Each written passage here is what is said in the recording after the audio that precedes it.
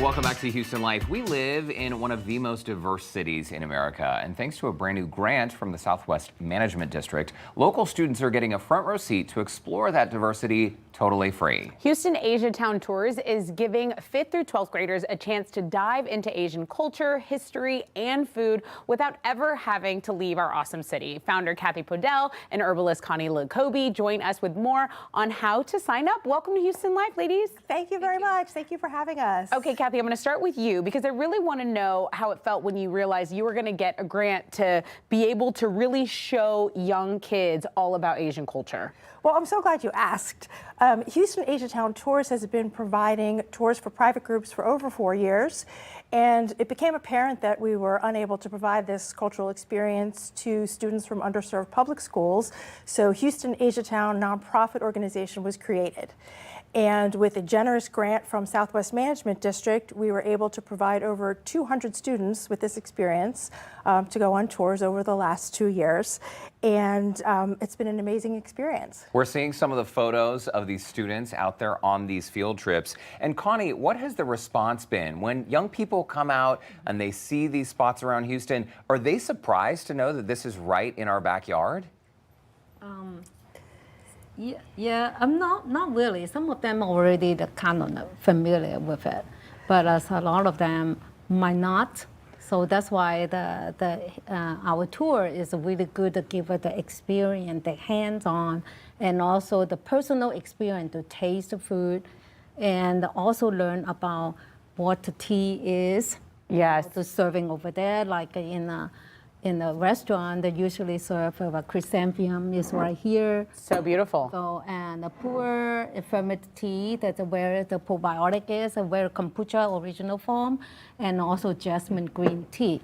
That's the typically serving in the restaurant. And beautiful to see it in their raw form, by the way. Yeah, and I think that's what you're learning with. I mean, you're not just absorbing, you're absorbing, but with your sight, with smell, taste, all of that. Exactly. Yeah, and Kathy, tell me, what has been the best feedback that you've gotten? Like, what are you surprised? Did anything surprise you once you started taking these kids on these tours? So, yeah, I was surprised that some of the students have never been exposed to Asian food, culture, had never had dim sum, were not able to eat with chopsticks. And the restaurants that we go to are pretty traditional, so they're generally not setting the tables with forks and knives. So the students sit down and they're just with food and no utensils. So it's kind of like a very kind of hands-on learning experience that Absolutely. they have to, and some of the members of the board of directors from Southwest Management District have joined us for lunch on the tour, so they'll teach the students how to eat with chopsticks. Okay, cool. Which is a lot of fun. That's really cool. So Kathy and Connie, you two are essentially, you're guiding these tours and exposing these young people to the sights, the fragrances, and the tastes of Asian culture. Absolutely. Okay, and how's the chopstick lessons going so far? How are they going? They go over well. They go over pretty well. Occasionally we'll put out some forks if they're really struggling. I've seen students take a chopstick and kind of just do one of these and, and eat it like a lollipop. I love that. And you have set the table so lovely for us. We're so thankful when you bring this stuff in for us to experience. Can you take us through some of the things you have set up for us? Yes, absolutely. So just a little bit about dim sum. I think that it's really important to share the food as a way of learning about the culture with the students. And traditionally, dim sum was served as a way of conducting business.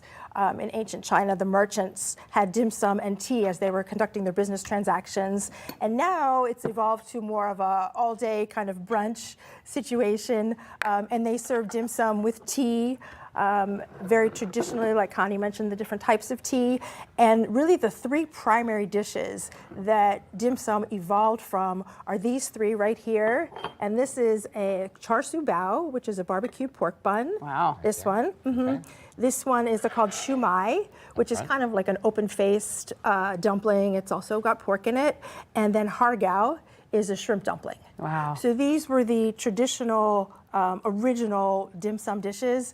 But here in America, dim sum's evolved to a whole myriad of different types of chicken feet and what Egg else? roll. Egg rolls and Steam bun. mochi balls. Yay. So yeah. It's a foodie's paradise, really.